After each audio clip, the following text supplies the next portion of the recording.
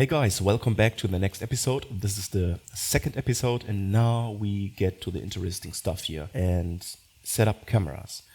Because if you can see, with our basic movement here, this should be the PlayStation 1 nostalgic Resident Evil 2 fixed camera system. So how do we actually set up a camera? Just like in the old days. First of all, we need a camera blueprint. In our case, we're gonna use a cine camera, but you can also use just a regular camera. Then we need a second blueprint for the trigger. Depending on where you go, the camera will switch to the next camera. And every camera is paired with its box collision. And the box collision gets casted to our character blueprint. Make a new folder and call it camera. Inside this folder, we create a blueprint class, which is an actor, BP camera, and we need another blueprint, also an actor, which is the BP camera underscore trigger, which is basically just a box collision. But when we open the camera, we need to add our cine camera. Just type in cine camera, and down here, I find a focus settings of like 350 to be a good starting point. Notice that this is not tracking, this is manual. So this is not tracking the player, but depending on how close the camera is, 350 is always a good point. If your camera is much closer, of course you need to change the focus distance. Or if it's far back, of course you need to increase the manual focus distance. Also we have the here focal length, just change to 24. Trust me, when you have like rooms or you're running around in like in a big mansion or something like this, or like in a closed alley, which is like basically Resident Evil style, you really need a low focal length. Trust me. Otherwise, the character, when he gets too close to the camera, you're not seeing anything, and the head is like cut off, and so you need a low focal length. Now we need to build some logic. We need two functions. Let's compile and save. We don't need the construction script. This is fine for us inside the camera, but we can delete this for now in the event graph. Let's create two functions. First function is called set starting camera, because when we start the game on the event begin play, we already need like the first default camera. We need to get the player controller. From the player controller, we want to set view target with blend. The new view target, of course, would be a self. So drag it out and type in self, get a reference to self, and just make it, drag select everything, press Q to make it look sexy. And then out from the self, sorry, we need that. So let's give it some space. We need actor has tag. Because our first camera we are going to place, we are going to use a tag inside the world, and we just call it default camera. This text needs to be exactly the same. So I need to make some space here, as you can see, because we need a branch. The starting camera is only the camera with this tag. So if this blueprint here, if this camera finds the default camera and we place a camera with the exact same tag, then it will trigger, yes, I'm finding this camera, and we set this view target with this camera, basically. And this is it. Okay, let's create the second function called camera move, because we also want to have like a rotation. So how can we do this? Out from the camera, let's get actor location. We need to find look at rotation. So this is basically the location of this actor blueprint, which is the camera. And now we need to reference this rotation to our player character, because when our player character moves, we need this reference here. And out from our character, get actor location. So every time we move, we have this location, and we are going to use the tick event, because the tick event is constantly updating. It's basically a live event. It's always firing the whole time. We need that because when we move, the camera will always find and look at rotation, which is our character. The target is our character. So, and from there, from this rotator here, set actor rotation, not location, rotation. And just move it up, and let's just make it straight. As I told you in the first episode, I'm always like this guy who needs to have everything really, really straight, which can be annoying maybe for the tutorial, but okay, so everything needs to be straight. Let's be sure here. Let's press Alt and click. So disconnect and split the struct pin, and here split the struct pin, so we can see and we make sure everything here is connected properly. Compile and save. And this should be it for now inside this BP. The next thing we need to do, the event begin play. So inside this camera, we are not really done yet. We need two events. Begin play. And on event begin play, let's already put in a small delay.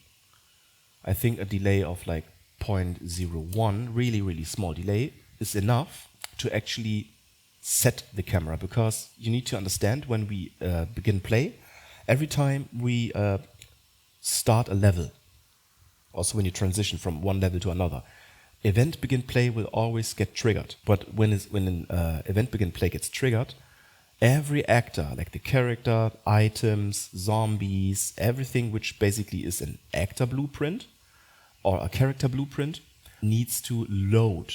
So you need to have a small delay, because when we don't have a delay, the starting camera will be set, but then our character will get spawned immediately after this, and the starting camera is not finding anything. The starting camera is not finding our character. This is why we set the starting camera with a small delay. Okay, so let me just drag and press C, so you really know what's going on. Player collides with the box and the first camera. Don't mind, I'm using capital letters sometimes because I'm German and I can't help myself to type a little different. Okay, so the next event is tick. Just type in tick, and this is like the rotating, because we need this tick for constantly moving the camera. Okay, just drag, select, press C, camera follows the player as well. And just keep it simple, and everything is clean. Okay, I think this should be it for the camera BP, finally, and now we can open up the BP camera trigger. And in the camera trigger, we need the construction script, but before we can work in the construction script, let's add a box collision, because we need to have like an event, like a begin overlap event, so that we can make sure the box is connected to the camera and can trigger depending on where we go, and we switch camera. So inside the box collision, we just added this to our default scene root, and then to go to variables and get a vector and call this vector box extend. If you go to the viewport, you can see this is our box here. And the vector is basically three-dimensional. This means X, Y, and Z. We can scale individually. Okay, if you click on the box, we need to go to collision here on the right side. You see collision, just open that up. And then the character can step up on. No. Collision presets is custom. Collision enabled, Curie in physics. Okay. And object type is pawn, because this only should work with our player pawn, basically. And we ignore everything except for the pawn. Because the overlap, this will be the box, the trigger. So the pawn needs to overlap with the box. Compile and save. But in order to fire this off, let me get the box extend. Make this instance is editable. You click on this I. So instance is editable. And we need to have this in the construction script. This box extend here, just drag out from there and set box extend. And we find this because we added the box collision. So this is the reason why we are finding this box. You're wondering what is a construction script? Maybe some people don't really know what is a construction script. Well, a construction script is like the base setting of this actor when we have like a begin play. So in this case, our base setting would be the size of this collision. And we can change this. This is why we set this to instance is editable here by clicking on the I icon. The default value, let's change it to like 100, 100, and for the Z, 50. Okay, compile and save. And we can close this construction script, and inside the event graph, by clicking on box, we have a begin overlap, because when we move, we need to fire off. So off of other actor, cast to our character, which is cast to BPRE character. As you might remember, we just created this character blueprint. And then get, again, player controller. And from our player controller, set view target with blend, connect this, 1, and we need a new view target. So create another variable, and this variable will be BP camera. This is our blueprint we created, BP camera. Make sure this one is connected. And call it BP camera. So we know this is our camera blueprint. Connect that one up. And yeah, this is basically everything we need for now. Compile and save. And now our camera trigger and our BP camera should be fine. And the BP camera, we need to click also on instance is editable. Okay, so both variables inside the BP camera trigger need to be instance is editable. And compile and save. And let's start placing those cameras. So the first camera here. And rotate this a little bit, maybe like 20. This is just for testing purposes only. See, I think this should be fine. And with every camera we place, we need the trigger. So for one camera, we always have a trigger. Okay, so as you can see here, we place the camera and we have the camera trigger. Now, if we click on this box collision, you can see the box extend, because we clicked on the eyedropper, instance is editable. So let's do 400, 450. So the height, basically the z-axis is the height, this is enough. And now we have an eyedropper tool, because we set the BP camera, which is an actor blueprint, which is our camera actor blueprint. We can just click on this eyedropper now and click on our BP camera. Sweet. There's something else. You might have guessed the tag. If you just type in tag, inside the camera, not the box, but the camera, we need to click on the plus and just type default camera with the exact text we have set up earlier in the camera, starting camera, default camera. You can also just copy that, minimize, inside your camera, under tag, just click on the plus and just copy and paste. Okay, and that's it. This is just for the first camera. So now press Alt and drag, so we have a copy instantly. And then click on this box collision, also Alt and move. And this is our second box collision. And now, when we click on this box collision, on this second box collision, we need to change the BP camera eyedropper to our BP camera 2. So, as you can see in the world, BP camera trigger 2. Then we have the BP camera and we have the BP camera 2. And everything is connected. So, trigger, with camera, and this box extend trigger 2 with, you can see here, camera 2. Okay, now this should be it.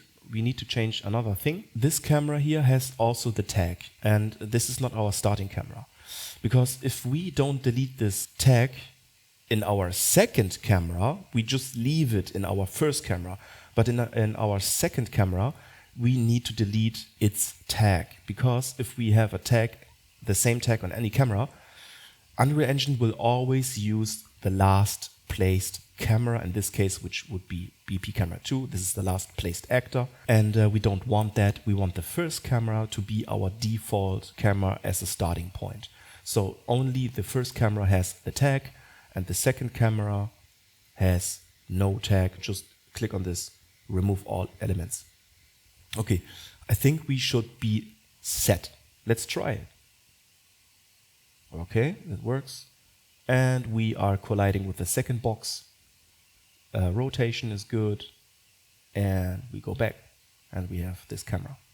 Okay, so I hope you like this, and yeah, see you in the next episode.